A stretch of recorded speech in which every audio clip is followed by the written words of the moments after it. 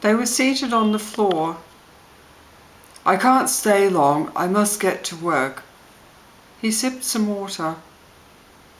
"Tutmosis is considered one of the greatest warriors Egypt has ever seen," began Aaron. "Interesting," said Moses, unimpressed, thinking of Tutmosis as a mere fly compared to God. "He consults the Nile god before making his decisions, though he believes the Nile is under his control as well as the sun. Your adoptive mother was co-regent with him since he was 2. His reign has been some 29 years now. She was the civic ruler, and Tutmosis learned the ways of warfare. He has invaded Syria 4 times, said Aaron. I've kept up with the war news. Aaron fell silent, considering sharing his personal experiences with the taskmasters.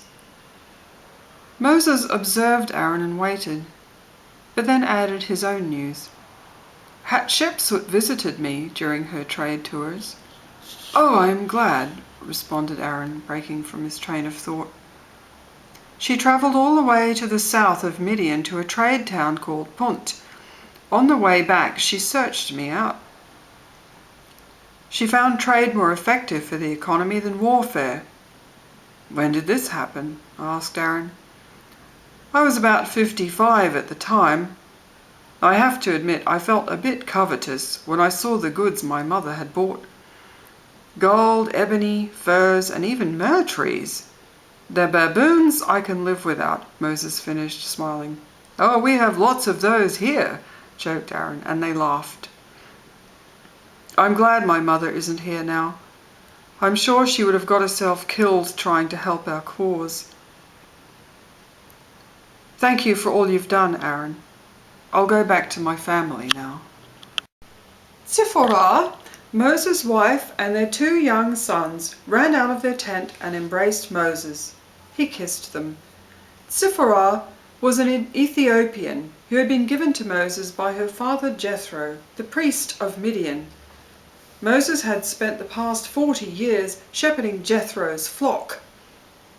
Moses, the Hebrews are saying that because of you, they are abhorrent in the sight of Pharaoh.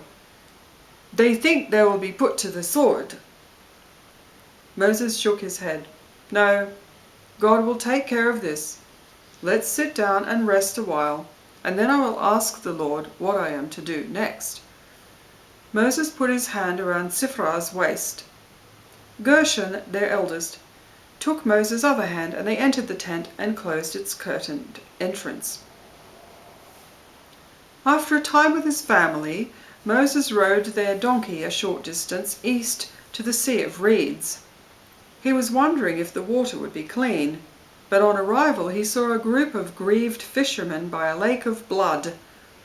Moses prayed, Lord, why am I here if Pharaoh will only trouble my brethren further? One of the fishermen suddenly began screaming, I thirst! I thirst! I told you not to drink the water, said another. But I thought it was all a trick, said the sufferer, who then began crawling on all 4s, digging into the soil. Moses turned away from the scene and knelt in a deserted place between Goshen and the Sea of Reeds. God spoke to him there. You will see my will against Pharaoh. He will let the Hebrews go, and he will even drive them out. I am upholding my covenant with Abraham. In 1 week, you will go back to Pharaoh and tell him to let my people go. If not, I will smite Egypt with frogs. During the week, crocodiles began leaving the Nile to forage. People found them in their kitchens and grain stores. The soldiers speared them or drove them out.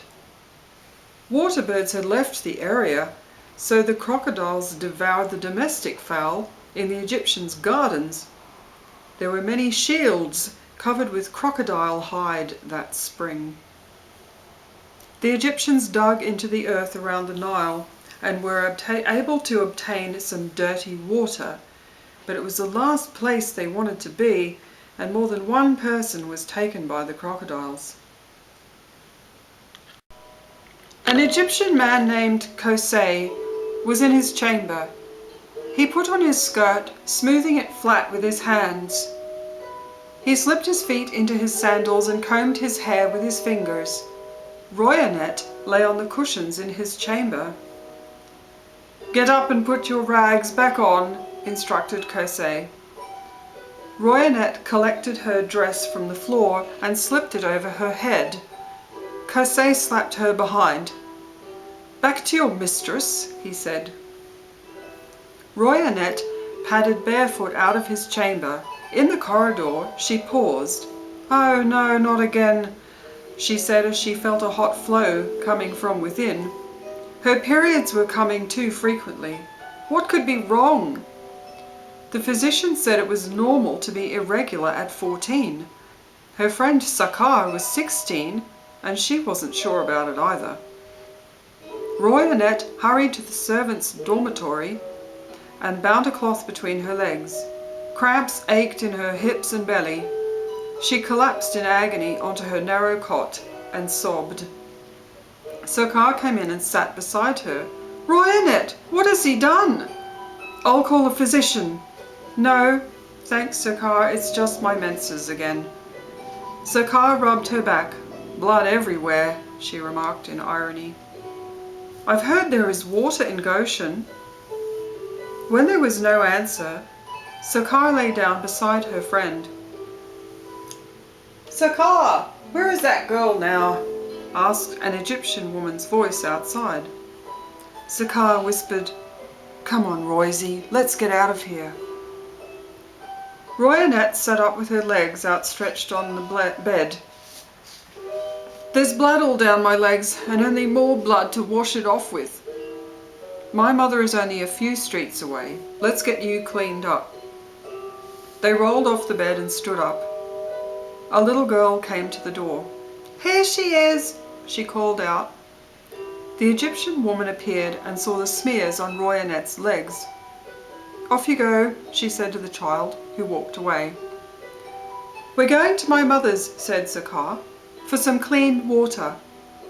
"Go on then," said the woman in a softer tone. As they reached the river, they saw the blood was clearing from the water. Royanet's lowered gaze detected something moving. "Ew, look at those frogs," she said. Sakar fairly screamed, "I hate frogs!" They ran for it. The elders had a meeting with Moses and Aaron. Sat in a circle on the worn rug of the floor of Aaron's house, they aired their concerns.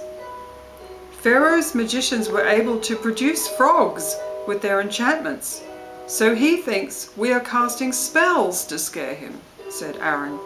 "Moses, what has gone wrong?" asked one of the elders.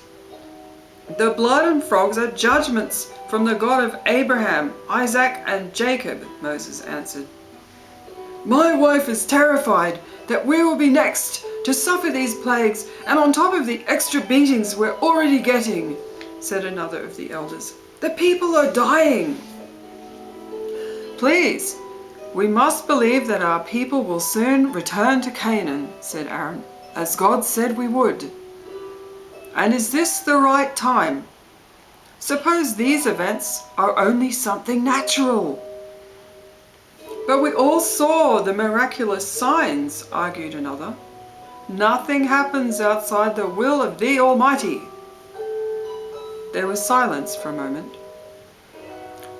"Yehuda's father died today from exhaustion." "Oh, we're so sorry," everyone expressed their sympathy. Moses wanted to drop through the floor, and he covered his face with his hands. "Not that we're blaming you, Moses," said an elder. There was a murmur of agreement. "I will seek God again. I believe we will be released in due course. For now, prepare for a journey in the next few weeks." The elders nodded.